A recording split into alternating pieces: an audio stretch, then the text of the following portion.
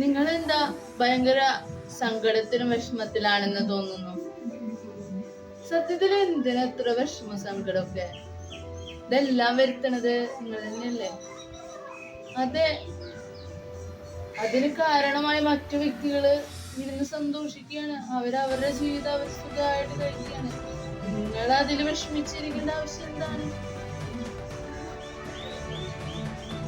കരയുന്നവരെ നിങ്ങളോട് എനിക്ക് പറയാനുള്ളത് വേറെ കരയേണ്ട ആവശ്യം. എപ്പോഴും പോസിറ്റീവ് ആയിരിക്കും, എപ്പോഴും സന്തോഷത്തോടെ ആയിരിക്കും. പല പ്രശ്നങ്ങൾ ഉണ്ടാകുമ്പോഴും സന്തോഷം അതിൽ കണ്ടെത്താനായിട്ട് പരിശ്രമിക്കുക. ഇതും കടന്നു പോകും.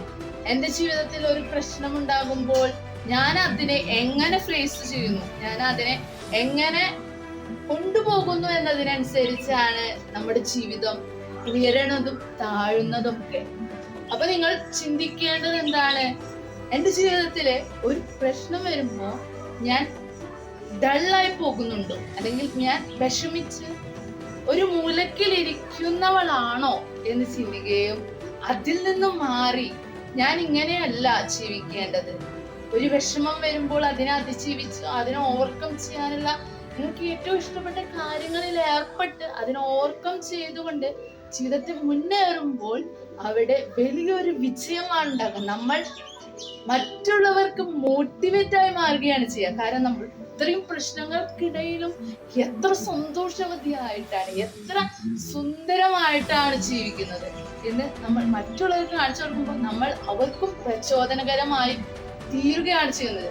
നിങ്ങൾ കരയുന്നവരോ വിഷമിക്കുന്നവരോ ആണെങ്കിൽ ഇപ്പോൾ തീരുമാനം എടുക്കുക, അതൊന്നും നിങ്ങളുടെ ജീവിതത്തിൽ സന്തോഷം നൽകുകയില്ല, ഡള്ളായിക്കൊണ്ടിരിക്കുകയുള്ളൂ. അത് ഒരിക്കലും മുന്നോട്ട് പോകുന്ന ജീവിതത്തില് പ്രശ്നങ്ങളല്ലാതെ അതിൽ നിന്നൊരു പടി മുകളിലേക്ക് കയറാനായിട്ട് നമുക്ക് സാധിക്കില്ല. അപ്പോൾ പ്രിയമുള്ളവരെ, ഞാൻ പറയുന്നു, നിങ്ങൾ എപ്പോഴും സന്തോഷത്തോടെ ആയിരിക്കുവാനായിട്ട് പരിശ്രമിക്കുക. ഈ പ്രോഗ്രാം നിങ്ങൾക്ക് ഇഷ്ടമായാൽ വീഡിയോ ലൈക്ക് ചെയ്യൂ, ഷെയർ ചെയ്യൂ, ചാനൽ സബ്സ്ക്രൈബ് ചെയ്യൂ. ഞങ്ങളുടെ ഏറ്റവും പുതിയ വീഡിയോ നിങ്ങൾക്ക് നോട്ടിഫിക്കേഷനായി ലഭ്യമാകുവാൻ തൊട്ടടുത്തുള്ള ബെൽ ബട്ടൺ കൂടി എനേബിൾ ചെയ്യൂ.